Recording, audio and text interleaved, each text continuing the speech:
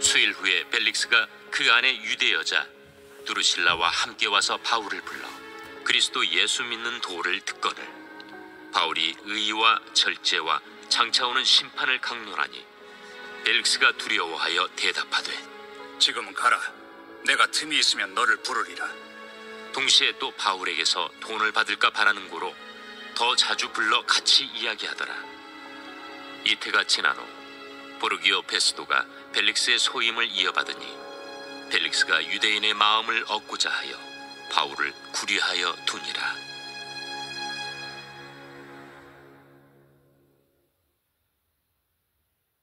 제25장. 페스도가 부임한 지 3일 후에 가이사랴에서 예루살렘으로 올라가니 대제사장들과 유대인 중 높은 사람들이 바울을 고소할세 페스도의 호의로 바울을 예루살렘으로 옮기기를 청하니 이는 길에 매복하였다가 그를 죽이고자 함이더라. 페스도가 대답하여 바울이 가이사랴에 구류된 것과 자기도 멀지 않아 떠나갈 것을 말하고 너희 중 유력한 자들은 나와 함께 내려가서 그 사람에게 만일 옳지 아니한 일이 있거든 고발하라. 벨릭스 총독은 바울에게 의와 절제와 심판에 대한 그 강론을 듣게 됩니다. 바울에게 이 설교를 듣게 된 벨릭스 총독은 두려움을 느끼게 됩니다. 왜냐하면 이 바울이 전하는 의와 절제와 이 심판, 이 메시지는 자신의 삶과는 너무 이렇게 거리가 먼 그런 이야기였거든요. 이 벨릭스 총독은 불의한 사람이었고 방탕한 사람이었습니다. 의와 절제라는 것과는 참 거리가 먼 그런 사람이었고 또 의와 절제가 없는 사람들에게 임하는 이 심판에 대한 이 메시지를 듣게 되었을 때에 이 벨릭스 총독은 두려움을 느꼈던 것이죠. 오늘 본문 26절에 보면 이 바울이 전하는 복음을 듣고 두려움 외에 또 다른 어떤 마음으로 이 바울을 대하는 모습을 볼 수 있습니다. 26절에 보면 동시에 바울에게 돈을 받을까 바라는 고로 그렇게 얘기하고 있죠. 앞에서 바울이 자신은 예루살렘에 기근을 겪고 있는 유대인들에게 구제하러 왔다 이렇게 이야기하니까 이 벨릭스 총독은 바울이 엄청난 그런 재력가겠다, 돈을 받고 내가 이 사람을 풀어줄까 이런 생각을 했었던 것 같습니다. 두려움을 느끼고 있습니다. 이 벨릭스 총독은 복음을 듣고 두려움을 느끼고 있어요. 동시에 또 바울을 어떤 마음으로 대하는가 하면 돈을 받을 수 있을까? 내가 이 사람한테 어떤 이득을 볼 수 있을까? 벨릭스는 바울을 대할 때에 어떤 자기의 탐욕을 실행할 수 있는 어떤 그런 대상으로 그렇게 여기고 있습니다. 24절부터 보면 두려움과 그리고 26절을 보면 탐욕과 이 두 사이에서 갈등하는 그런 모습을 볼 수 있죠.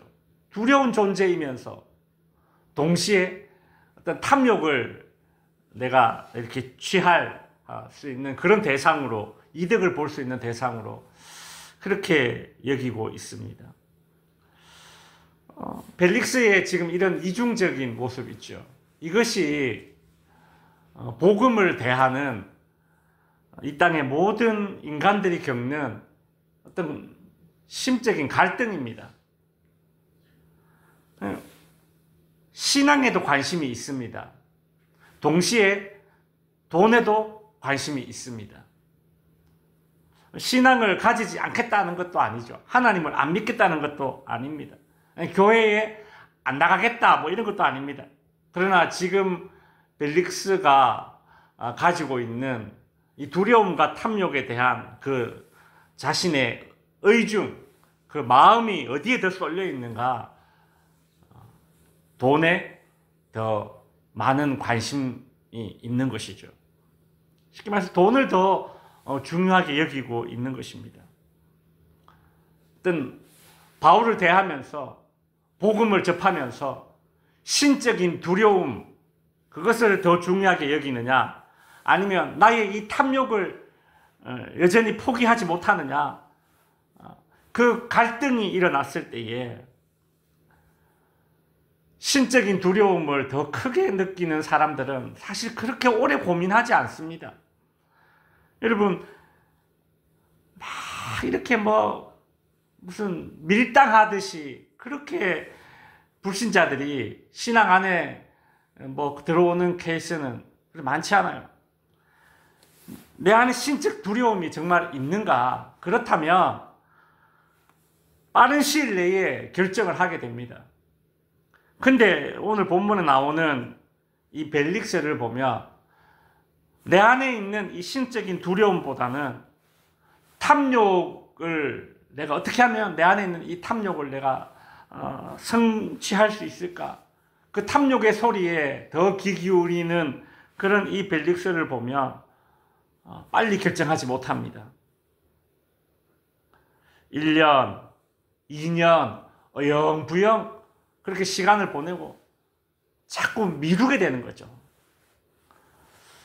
벨릭스가 그렇게 보낸 시간이 이태라고 합니다. 오늘 27년에 보면 이태를 바울을 곁에 두고 그렇게 밀고 당기고 간을 보고 있는 거예요. 2년의 시간이었습니다. 2년의 시간. 최고의 전도자 바울에게 복음을 들었고, 그것도 여러 번 자주 들었지 않겠습니까? 그리고 신적인 두려움을 느끼고 있습니다. 근데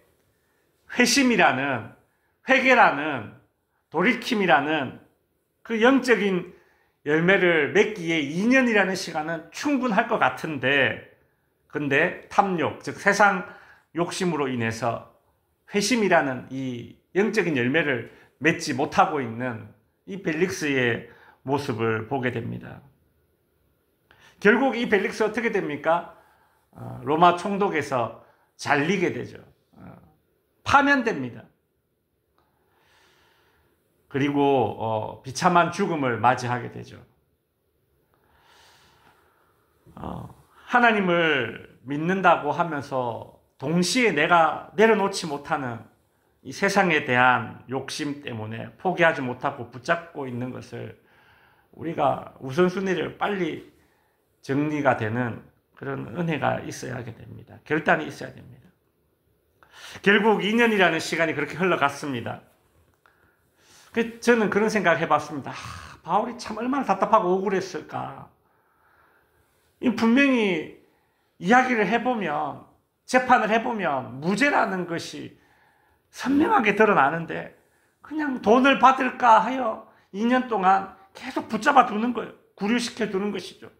바울 입장에서는 참 억울하겠다, 그런 생각이 듭니다. 즉답이 없는 것이죠. 빠른 회답이 없는 것입니다.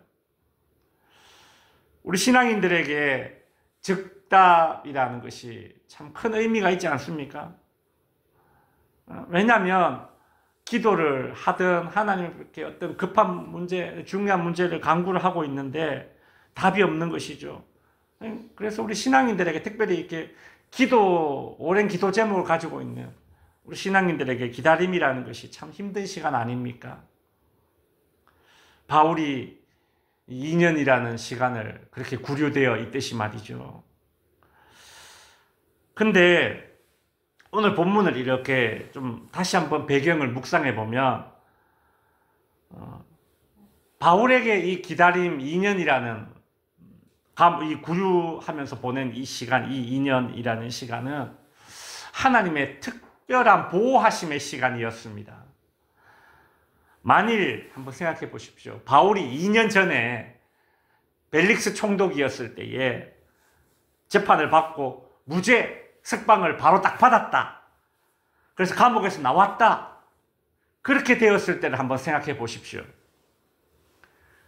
그때 바울을 죽이기 위해서 결사를 다짐한 사람들이 40여 명의 사람들이 암살자들이 있었습니다. 내가 바울을 죽이기 전에는 먹지도 마시지도 않겠다. 그런 암살자 40명이 있었지 않습니까? 근데 바로 이때 재판받고 무죄로 풀려난다면 어떻게 됐을까? 그런 생각을 해봅니다. 탐욕스러웠던 이 벨릭스 총독의 뒤를 이어서 베스도라는 사람이 이제 총독으로 임명되었습니다. 벨릭스가 탐욕꾼이었다면 새로 부임한 이 총독 베스도는 이제 사람들의 이렇게 반응을 보면서 자신이 이 로마 총독에서 좀 더 높은 지위를 얻으려고 하는 어떤 그런 기회주의자였습니다. 베스도는 이 유대인들의 환심을 얻기 위해서 부임한 지 3일 만에 예루살렘에 갔습니다. 그때 이 유대인들은 이 신임 이제 총독이었던 베스도에게 어떻게 합니까? 오늘 본문에 보면 바울을 다시 이제 고소를 합니다. 당시 상황이 이제 25장 3절을 보면 베스도의 호의로 바울을 예루살렘으로 옮기기를 청하니 이는 길에 매복하였다가 그를 죽이고자 함이더라. 그렇게 얘기하고 있죠. 제가 앞에서 말한 바울이 2년 전에 풀려났다면 암살자들에게 큰 곤욕을 당했을 것이다라는 이 상상이 이게 괜한 어떤 그런 기우가 아니라는 것이 25장에 보면 드러나게 되죠. 2년이라는 시간이 지났음에도 불구하고 이 여전히 이 악한 세력들은 그 독한 마음을 품고 있는 것입니다. 언제 저 바울이 구류에서 풀려날까? 풀려나기만 해봐라. 내가 저거 죽일 것이다. 우는 사자와 같이 삼킬 자를 찾는다는 그 사단과 같지 않습니까? 이런 상황에서 바울이 풀려나지 않고 이태 동안, 즉 2년 동안 이 총독의 손 안에 있었다라는 것은 어떻게 보면 참 억울하다. 그러나 이것조차도 하나님께서 바울을 지키기 위한 수단과 방법이었던 것이죠. 그 기간 동안 바울은 그 로마 총독의 손 안에 있으면서 그 로마인들에게 복음을 전할 수 있는 그런 시간으로 또 삼았습니다. 여러분, 우리가 즉답을 원합니다. 빠른 응답을 원합니다. 그러나 때로는 하나님의 응답이 없다는 것, 이것조차도 내가 미처 깨닫지 못한 방법으로 나를 지켜주고 계시는구나라는 그런 하나님의 나를 보호하심의 수단 방법이라는 어떤 그런 깨달음이 오늘 본문을 통해서 우리가 얻어야 되는 교훈인 것이죠. 말씀을 정리하겠습니다. 이 벨릭스처럼 신적인 두려움과 탐욕의 갈등 상황이 우리는 있을 수 있습니다. 신앙과 탐욕 사이에 갈등이 있습니다. 그러나 이것을 오래 끌어서는 안 됩니다. 과감한 결단으로 신앙에 더 내 인생의 무게의 중심을 두는 그런 실행의 결단이 있어야 되는 것이죠. 또한 우리가 기다리는 기도의 즉답, 그것만이 하나님의 우리를 향한 관심과 축복이 아닙니다. 바울을 보호하기 위한 하나님의 수단 방법은 무엇이었습니까? 2년 동안 그냥 가만히 붙잡아 두는 것이었습니다. 고로 우리를 모든 종류의 고난으로부터 지키시기 위한 그 우리가 미처 깨닫지 못하는 내 인생의 배후에서 역사하시는 하나님의 보호하심과 지켜주심을 기다림 속에서도 깨달을 수 있는 저와 여러분이 될 수 있기를 바랍니다.